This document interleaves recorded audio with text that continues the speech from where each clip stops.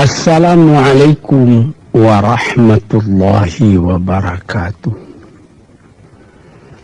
Tuan-tuan, saudara-saudara, ibu-ibu dan bapak-bapak yang sudi mendengarkan keterangan agama yang saya berikan di dalam kaset ini. Moga-moga Tuhan melimpahkan, mengurniakan rahmat dan nikmat-Nya kepada kita semuanya. Saya akan membicarakan suatu ayat yang bertemu di dalam surat Al-Baqarah. Bunyinya, Allahu waliyul ladzina amanu yukhrijuhum minadh dhulumati ilan nur walladzina kafaru awliya'uhumut taghut yukhrijunahum minan nuri ila dhulumat. Artinya, Allah adalah menjadi pemimpin bagi orang-orang yang beriman, orang yang mempunyai kepercayaan yang teguh. Dan Allah, apabila orang itu telah betul-betul menganggap Allah menjadi pemimpinnya, Allah pun menjamin mengeluarkannya daripada gelap gulita kepada terang benderang. Gelap gulita kebodohan kepada kecerdasan. Gelap gulita kehidupan tak tentu arah kepada tujuan yang sejati. Sebaliknya, orang yang kafir yang tidak percaya kepada Allah, maka sebaliknya yang terjadi, daripada terang benderang, dia akan dipimpin oleh taghut, oleh kekuasaan yang bukan bersandar kepada Allah. Yang demikianlah yang akan mengeluarkannya daripada terang benderang kembali ke dalam gelap gulita.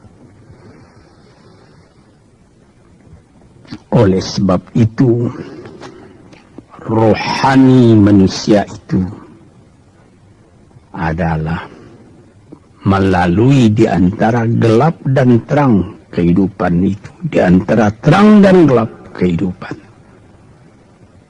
Kalau sekiranya jasmani kita, kalau sekiranya badan kita yang lahir ini diberi cahaya oleh matahari yang terbit di waktu pagi, yang terbenam di waktu sore, rohani kita pun diberi juga terang oleh suatu yang lebih terang dari matahari, yaitu petunjuk dan hidayat Tuhan.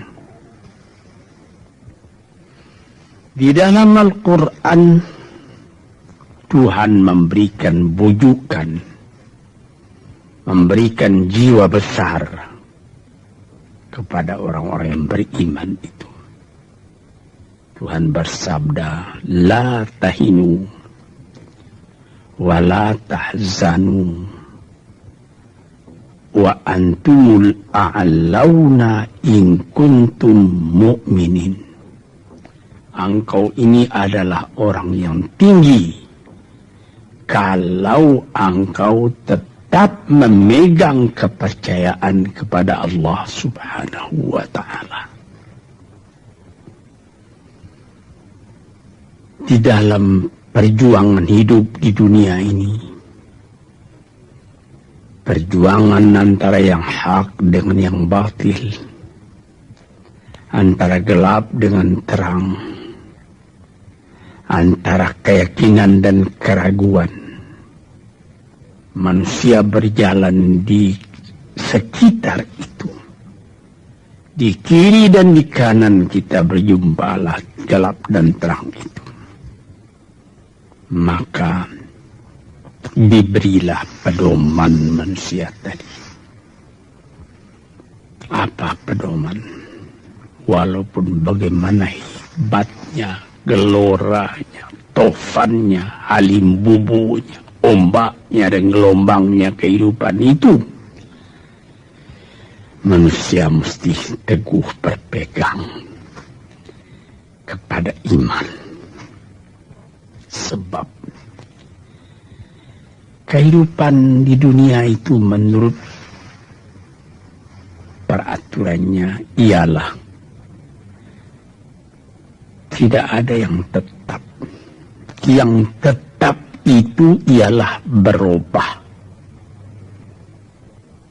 Berubah itulah ketetapan yang ada dalam dunia. Panas sangat terik, benar, nanti akan hujan. Hujan sangat lebat, benar, nanti akan panas.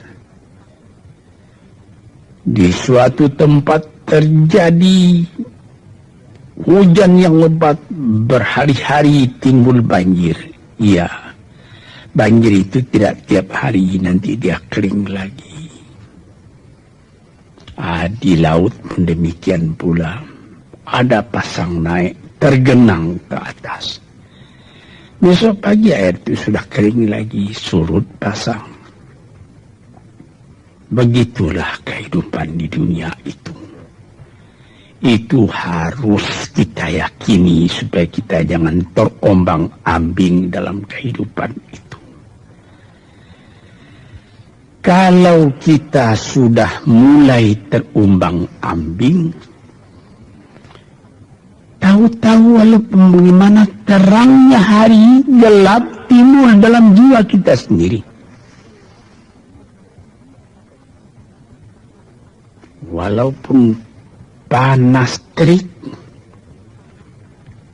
kita berhujan. Hujan oleh keringat kita sendiri. Jadi yang penting di sini menjaga hati itu.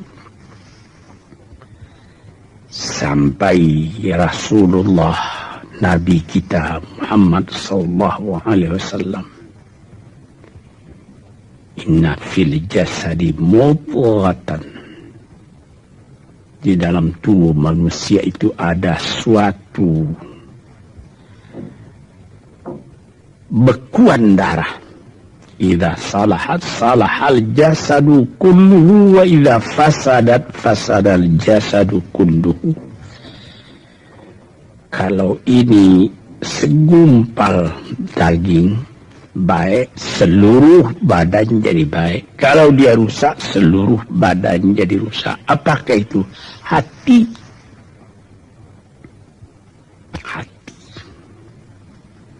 Kendali terletak dalam hati kita. Hati artinya penuh, bukan saja berarti pada daging, tapi pada hati dari hati, isi dari hati, atau juga akal kita. Sebab itu, maka kalau satu waktu saya pernah mengajarkan doa yang mengandung 8 sifat-sifat lemah menghilangkan kemerdekaan manusia. Hari ini saya pun akan mengajarkan doa yang diajarkan juga oleh Nabi. Bagaimana menjaga hati tadi. Di situ dalam doa itu ada tersebut 4 perkara. Apa disebut? Allahumma inni a'udzubika min qalbin la yakhsha'u wa min ilmin la yanfa'u wa min nafsin la tashba'u wa min du'a'in la yusma'u. Jadi 4 perkara. Yang pertama, Allahumma inni a'udzubika min qalbin la yakhsha. Aku sangat berlindung kepada Engkau ya Allah, janganlah sampai terjadi hati saya itu tidak khusyuk lagi. Ini bahaya ini. Mulai bahaya, mengancam kepada manusia kalau hatinya tidak khusyuk lagi. Hati khusyuk yaitu hati itu tentu jelas tujuannya kepada Allah. Allah menjadi pegangannya.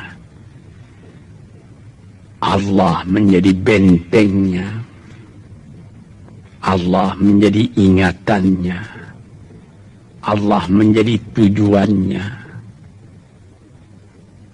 Dan kepada Allah dia kalau sembahyang menghadapkan diri, menghadapkan hati, maka permohonan kita yang pertama kepada Tuhan, ya Tuhanku, janganlah sampai hati saya ini tidak khusyuk lagi. Sebagai orang Islam, kita sembahyang 5 waktu. Di dalam Al-Quran dikatakan sembahyang itu ialah khusyuk, terpadu ingatan kepada Tuhan. Tapi kalau kita sudah, hati itu sudah mulai ditumbuhi penyakit, walaupun sembahyang mulai sejak Allahu Akbar, pikiran sudah menjalar kepada yang lain.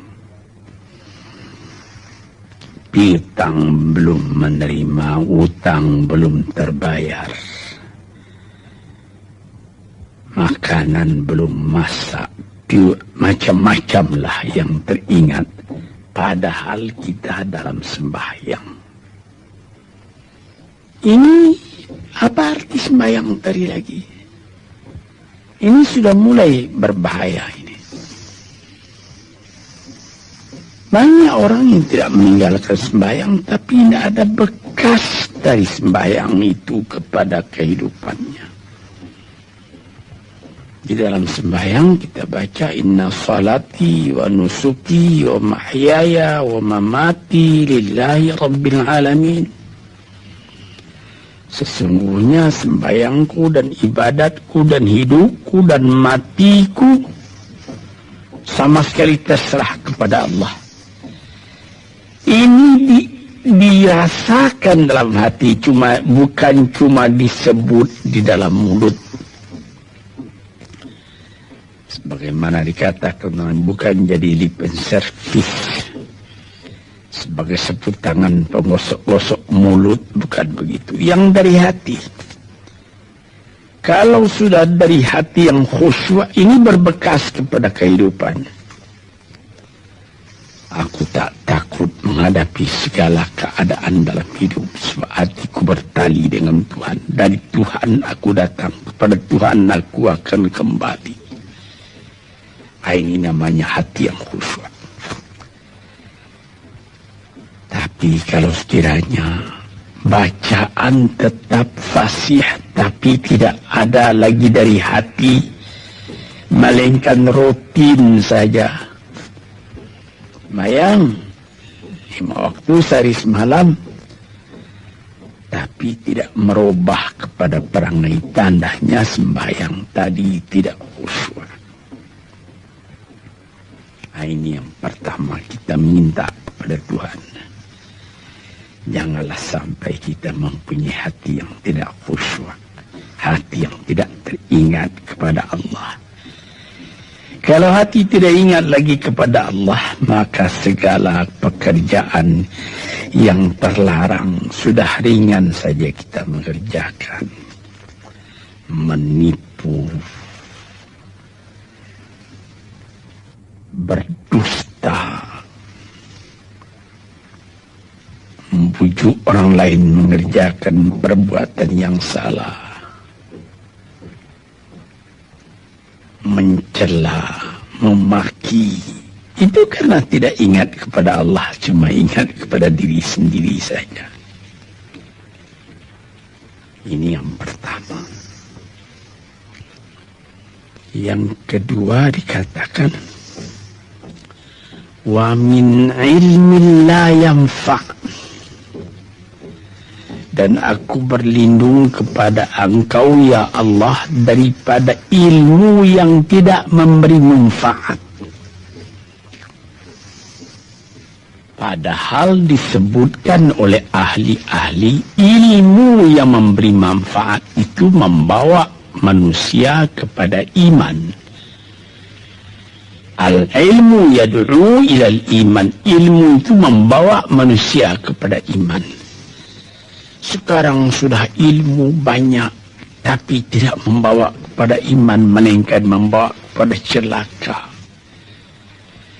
Sudah maju kepandaian orang, ilmu, pengetahuan orang, teknologi orang, sains orang, knowledge orang, dan segala macamnya. Tapi tidak ada manfaatnya kepada manusia. Cuma bahaya karena ilmu tadi yang datang kepada manusia.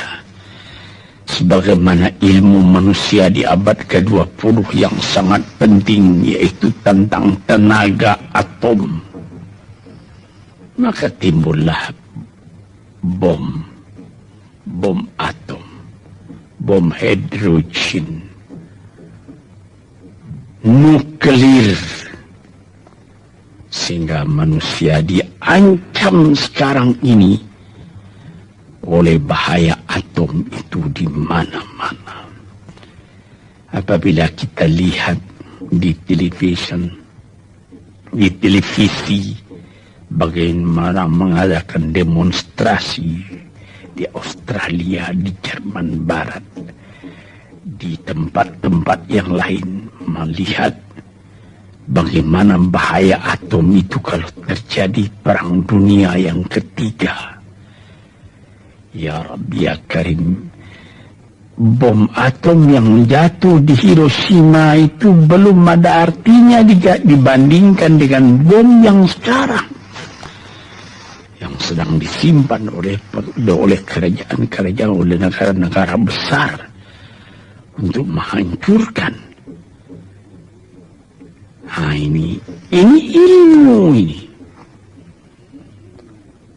Tetapi ilmu yang membawa bahaya, bukan saja tidak memberi manfaat, bahkan memberi bahaya.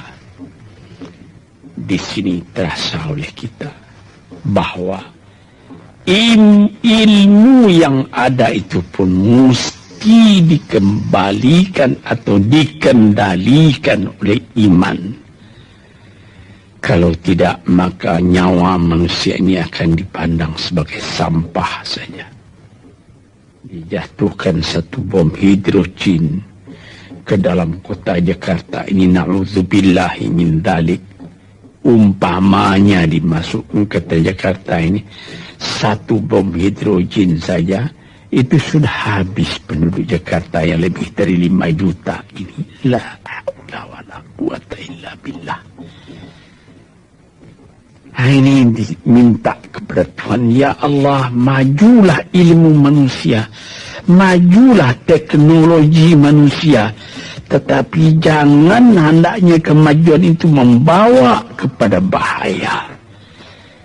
Jangan ilmu pengetahuan itu membawa kepada yang tidak memberi manfaat.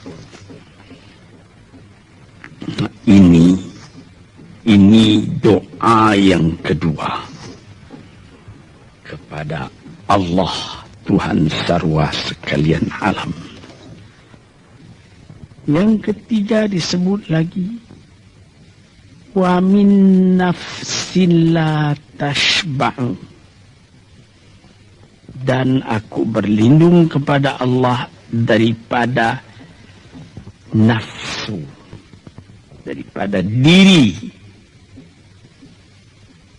daripada ego, daripada tiap-tiap masing-masing diri ini yang tidak merasa kenyang. Ini juga bahaya besar. Inilah yang menimbulkan penjajahan di dunia. Inilah yang menimbulkan disebut dalam bahasa Arab al-ghazwul fikri. Penjajahan. Sesudah Perang Dunia Kedua sudah banyak negeri-negeri yang merdeka.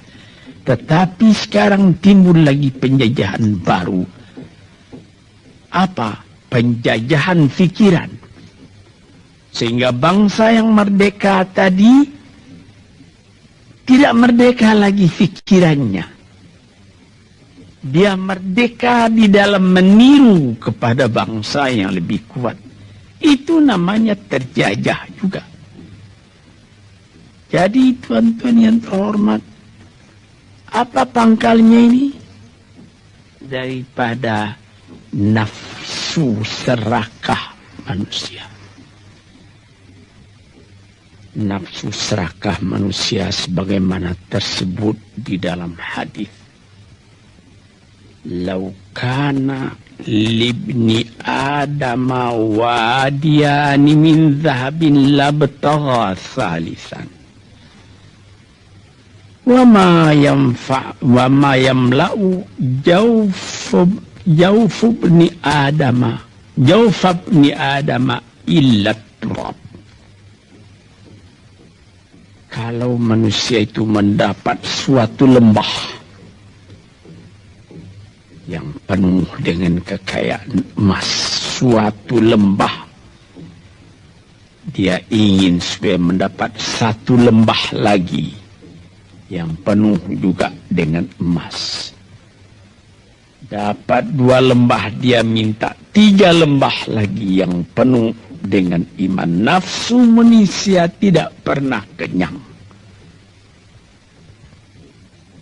Padahal akhirnya kalau dia sudah menutup mata, tidak ada yang akan memenuhi perutnya melainkan tanah. Saya teringat akan cerita yang disampaikan oleh Graf Leo Tolstoy, pujangga Rusia yang terkenal, bahwa orang yang tidak mempunyai nafsu yang kenyang itu, pada suatu hari katanya, ada satu orang kaya mempunyai tanah yang luas. Dia mengatakan kepada orang, boleh tuan-tuan mengambil tanah kepunyaan saya ini, berapa tuan suka, berapa tuan mau. Syaratnya cuma begini, sepanjang yang tuan berjalan dari timur ke barat, lantas sebelum matahari terbenam, tuan sampai kembali ke tempat tuan melangkah pertama tadi. Berapa saja tuan suka, boleh ambil tanah ini. Maka datanglah si tamak tadi. Tuan yang punya asli tanah tadi mengatakan, bawalah bakal, jangan lapar di jalan nanti. Baik, dibawanya nasi sebungkus, dia berjalan, jalan. Dari pukul 7 pagi. Kalau diambil kekuatan, anaknya pukul 10 dia sudah makan. Melangkah lagi beberapa ratus meter atau sekian, nanti boleh kekuatan buat kembali. Sehingga sebelum matahari terbenam, dia sudah sampai ke tempat dia menuju bermula.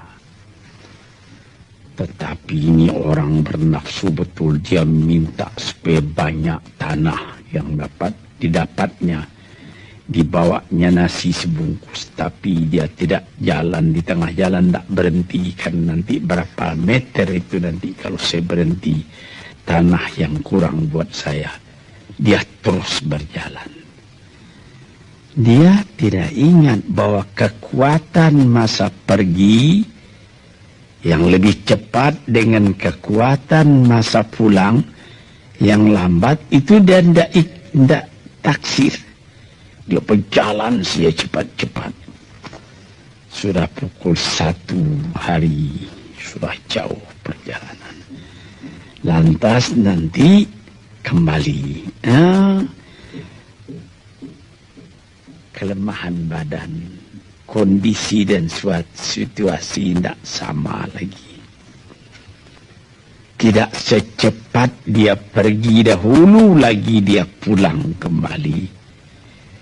Maka bukan pukul 7 dia sampai, atau pukul 5 sore tadi dia sampai ke tempat dia berjalan bermula, karena dia jalannya sudah lunglai, kaki sudah penat, badan sudah letih. Kira-kira baru pukul 2 dia tidak dapat berjalan lagi karena sudah lapar. Dia coba makan sedikit pun tidak bisa lagi seenak makan yang tadi. Habis makan pun dia berjalan lagi. Pukul 3 dia terhenti. Jauh lagi baru sampai tempat yang pertama. Menurut syarat yang diberikan oleh mempunyai tanah yang pertama, kalau engkau tidak sampai ke tempatmu yang pertama tadi sorenya, tanah ini tidak engkau dapat lagi semua. Memang tidak sampai dia. Pukul 4 dia sudah berhenti berjalan, tidak kuat lagi. Mata sudah gelap. Akhirnya karena terlalu capai, terlalu penat, mati dia di tengah jalan. Berapa dia dapat tanah tadi lagi? Cuma sepanjang badannya untuk kuburannya, yang lain tinggal semua. Ini satu misal yang dibawakan oleh Graf Leo Tolstoy yang sesuai dengan hadis Nabi tadi. Nafsul la tashba. Diri manusia yang tidak pernah merasa kenyang. Kita berkehendak tidak berbatas, tapi tenaga kita sendiri berbatas. Ini kerap kali tidak difikirkan oleh manusia. Dia punya angan-angan, dia punya macam teori yang dikeluarkan. Dia lupa bahwa nanti tenaganya itu akan terbatas karena sakit, karena lapar, karena tua. Sebagaimana pepatah dari nenek moyang kita, tanda-tanda dikirimkan lebih dulu bahwa kita tidak akan lama lagi di sini. Apa? Rambut, gigi, mata sudah mulai kabur. Uban sudah mulai bertabur. Gigi sudah mulai gugur. Kulit sudah mulai kendur.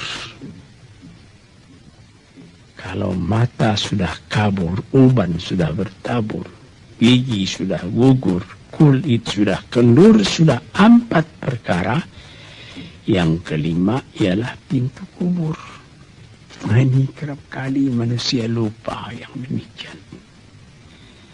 Sebab itu dikatakan, ya Tuhanku, janganlah sampai aku ditumbuhi oleh penyakit nafsu yang tidak mau kenyang-kenyang itu. Nah ini, kemudian itu timbul lagi doa yang keempat. Disebutkan di situ, wa min du'a illa yusma. Ini lebih berbahaya lagi. Ini sudah puncak dari bahaya. Apa artinya? Dan aku berlindung kepada Engkau ya Allah daripada doa yang tidak didengar lagi. La ilaha illallah. mendoa, ya Allah, kasih aku ini, kasih aku kesempatan, tapi tidak didengar lagi. Tuan-tuan, para pendengar kasetku yang tercinta, ada tersebut dalam hadis Nabi, wa malbasuhu haramun wa mashrabuhu haram wa ghudhiya bil haram. Ya Rabb, ya Rabb, fa'anna yustajabu lah. Ash'asa aghbara, badan sudah penuh dengan kotoran, penuh debu. Yamudu yadaihi ila sama, menadahkan tangan keduanya ke langit. Ya Rabbu, ya Rabbu, ya Tuhanku, tolong aku, ya Allah, bela aku. Padahal yang dimakan haram, yang diminum haram, dibesarkan dengan yang haram. Fana yustajabulah. Dengan jalan apa Allah Ta'ala akan mengabulkan doa itu? Badan kotor menghadap kepada yang bersih, meminta diberi kebersihan. Bagaimana caranya? Tuan-tuan yang terhormat, pernah dalam Quran Tuhan mengatakan, la yanzuru ilaihi wa la yukallimuhum Allah wa la yanzuru ilaihi. Allah tak mau mengajak dia bercakap dan Allah tidak memandang kepada dia. Saya sendiri dengan segala kerendahan hati mengatakan bagaimana beratnya kita bertemu dengan seorang orang besar, lalu dia mengulurkan tangan kepada kita, tapi mata kita tidak dilihatnya. Sengsara rasanya. Bagaimana dengan Tuhan kalau Tuhan tak mau melihat kita? Sebab itu para pembaca, pendengar kaset yang tercinta, berdoalah kepada Tuhan supaya hati kita selalu terbuka. Jangan sampai kita mempunyai hati yang tidak khusyuk, ilmu yang tidak memberi manfaat, jiwa yang tidak pernah kenyang, dan doa yang tidak didengar. Ya Allah, dengarkan doa kami dan tunjukkan kepada kami jalan yang benar dan beri kami terang dalam kehidupan ini.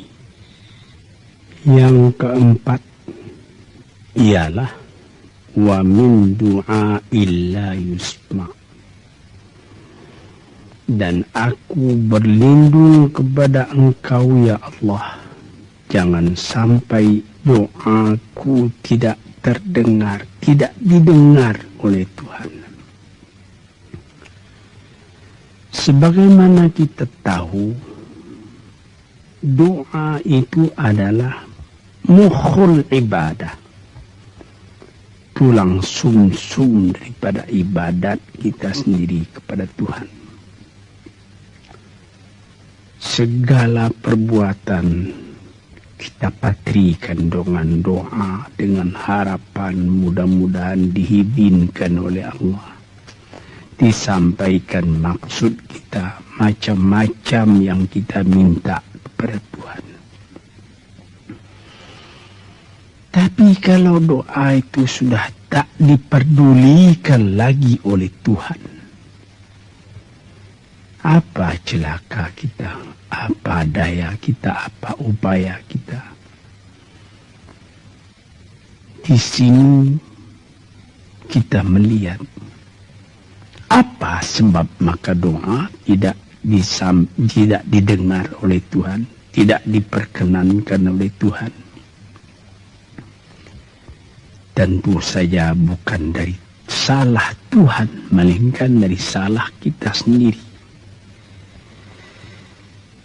Di dalam Al-Quran dikatakan iyyaka na'budu wa iyyaka nasta'in.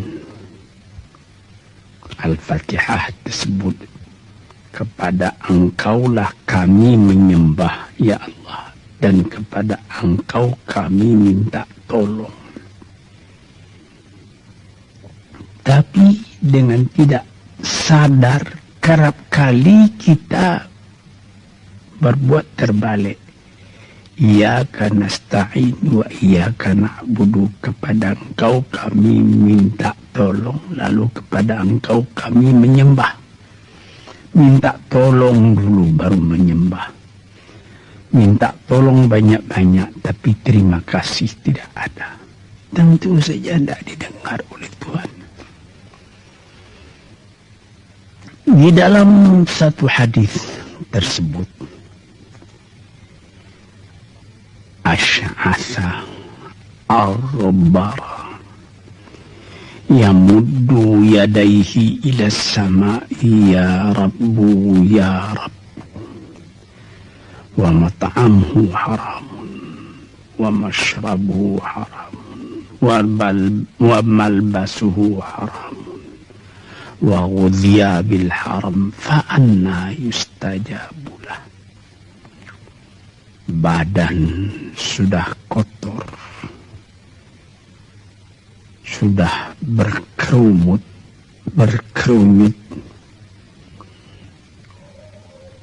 kesusahan, kegelisahan kehidupan terbayang kepada tubuh sendiri. Lalu menadahkan tangan ke langit meminta kepada Allah, ya Tuhanku, ya Tuhanku. Bagaimana Tuhan bisa mengabulkan? Dengan pikiran yang kotor engkau menghadap kepada Tuhan. Kalau tidak terkabul, jangan Tuhan yang disalahi. Hatimu sendirilah salahi. Apa yang engkau perbuat dalam kehidupan ini? Di mana terdesak engkau ingat kepada Tuhan. Di zaman kesenangan engkau lupakan Tuhan. Di dalam mendapat percobaan engkau merengek mengadu kepada Tuhan. Jiwa yang seperti ini janganlah sampai timbul pada diri kita sendiri. Saya sudah mengalami apabila saya berhadapan dengan orang besar. Saya ingin dia menghadapkan matanya kepada saya. Apa kabar saudara? Kabar baik. Dia lihat mata saya lihat mata dia.